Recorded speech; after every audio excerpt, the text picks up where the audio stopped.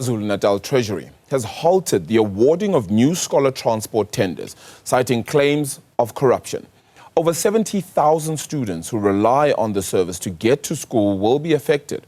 KZN Finance MEC Francois Rodgers joins us live this morning to have a chat about these very pictures. Mr. Rodgers, good morning to you. I'm not sure how much of these images you have seen, you know of, or have been able to investigate yourself, but a solution is going to be needed for something like this. And while you may halt the tenders for this corruption, this becomes the plight, unfortunately. Won't you just take us back and talk to us about what this corruption that is alleged is? Good morning, Arabile, and good morning to your viewers.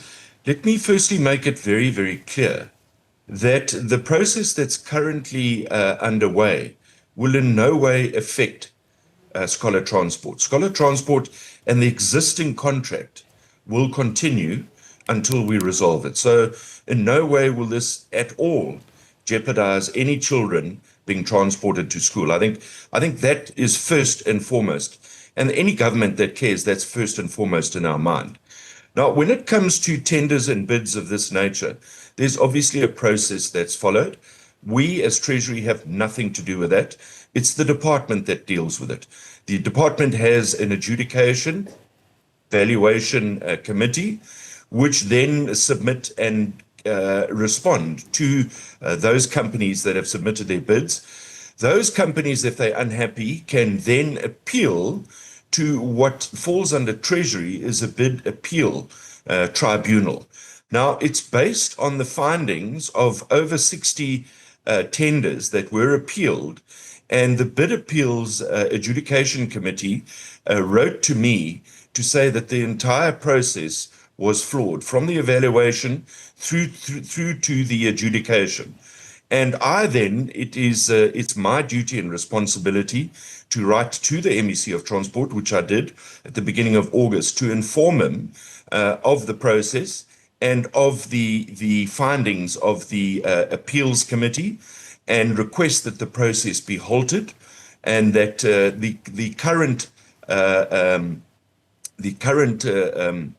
transport tender continue, and that I need a report back on exactly how and why this occurred. So I hope that gives some clarity. I'm a bit perplexed though, because Mr. Rodgers, you say that they won't be affected. Scholar transport in the areas will not be affected, around 70,000 pupils. We've got images. This is from Tuesday, right? That these images are children who would otherwise be on scholar transport and aren't. As of Tuesday, it's not, not a long time ago. So clearly there are those that are affected. Is there a way that this can be fixed in the immediate term? Well, Arabile, what would have to happen now is we would have to establish from both the Department of Education and the Department of Health, Department of Transport, my apologies, as to exactly if the information that you are getting is true. I mean, we must remember that in the policy of scholar transport, we only transport children who live more than 3 kilometers away. But at this point, I'm unaware, Treasury is unaware, that the process has in any way been affected by requesting the process, the bid process to start again. There's the 3 MECs involved in this, including yourself, the MEC of Education, Sipho Shlomoka, who we've also tried to get on the show. It has been a little bit difficult to do that, unfortunately. Plus the Human Settlements MEC that for Transport Human Settlements, Siboniso Duma, in the area. Are there too many cooks in the kitchen? And in the meanwhile, you're finding that all the patrons are the ones suffering? Look, I don't think so. And the 3 of us did meet some time ago, but we met around looking at ways we can try and curb expenditure in scholar transport, because it is escalating exponentially. And as we know, finances are limited. So, we were looking at the distances buses travel, also the standing time for buses. Buses stand at some schools, they charge us. So that was the reason the 3 of us had got together. But when it comes to awarding the tender process, this is where the Department of Transport has to be involved. in the process, but the Department of Education supplies the budget. Yeah, very interesting, because to anybody else listening, they'll feel as though there's so many different loops to go through in order to get any of this done. Then, in trying to ensure that as we solve that procurement process, that there's at least an interim solution, can that be done on current budgets, do you feel, considering what the Education Department has given you from KZN as well? Absolutely. You know, we've got, if my memory serves me right, it's just over 2 billion rand that we have for scholar transport, and that is available. So, you know, nothing at this point should interfere with the existing bid and the existing contract of scholar transport. But obviously, after the information you've given me, it's something I'll have to pursue and ensure that that information is accurate, and then determine how that's come about. Yeah, please, if you will, we'll even send you the visual so that you could use that for some corroboration, and we'll speak to our production team with regards to that, because there it is. It really is dire. How will future scholar transport tenders then be structured in order to prevent abuse, to prevent this dereliction that you say has happened from evaluation right through to adjudication? Well, Arabella, that's one of the steps that I've introduced since taking office, and that's that we do an electronic SCM process. That procurement is done electronically, so that we can try as far as possible remove human interaction with tenders, because that's where it all goes wrong. And that's the system we're currently finalizing, and we hope that it'll be up and running by the end of this year, beginning of next year. In the meantime, what we need to do when we have the evaluations and the adjudications and the awarding, we need to make sure we've got independent bodies present to observe the process.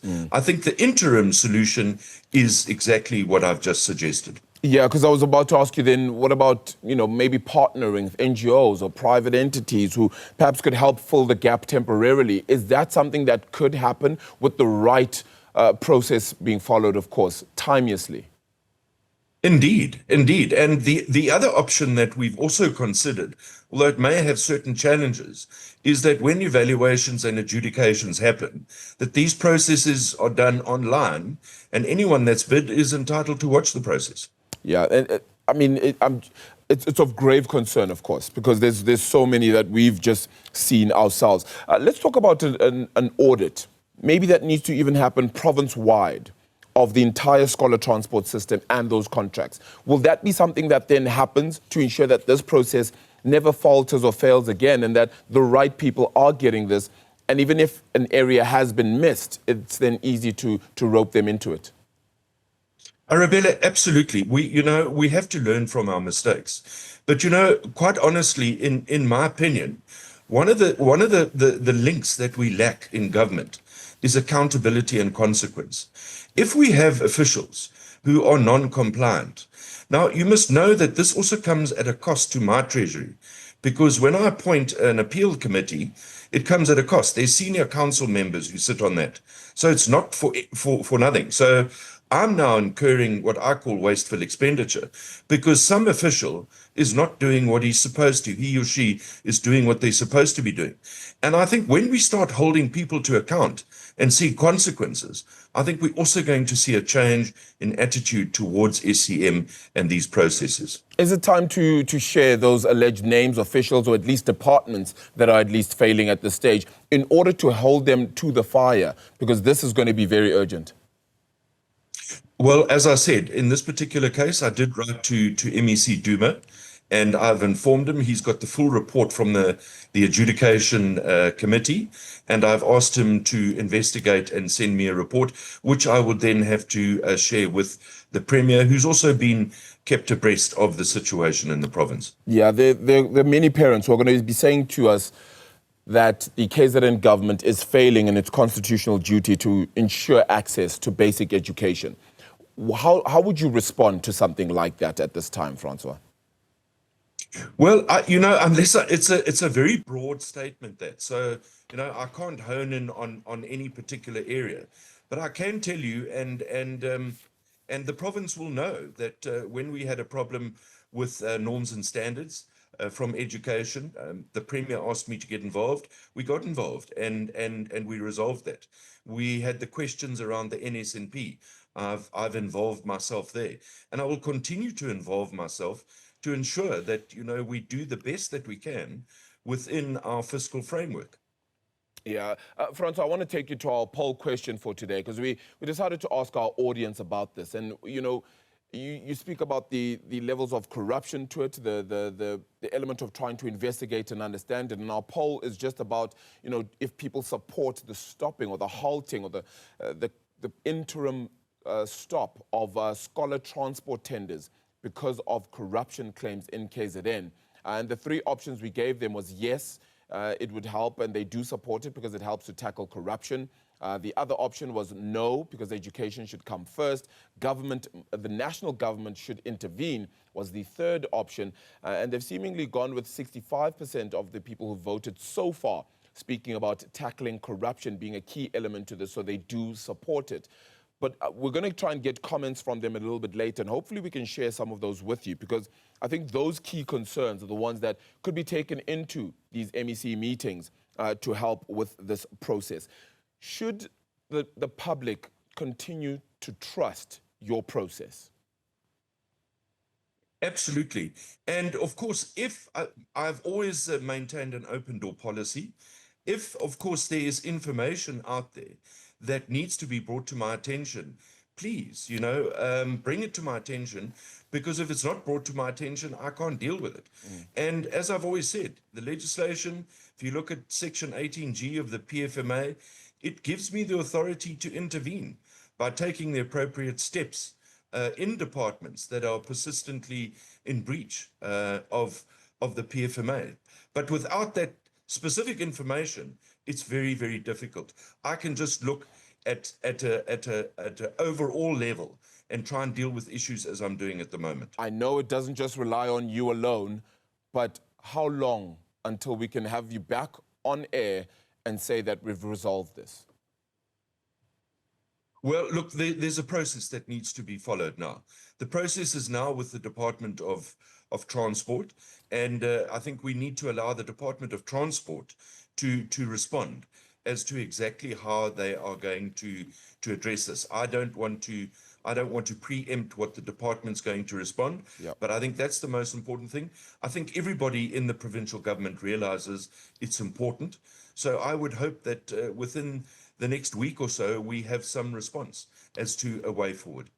Francois Rodgers, the KZN Finance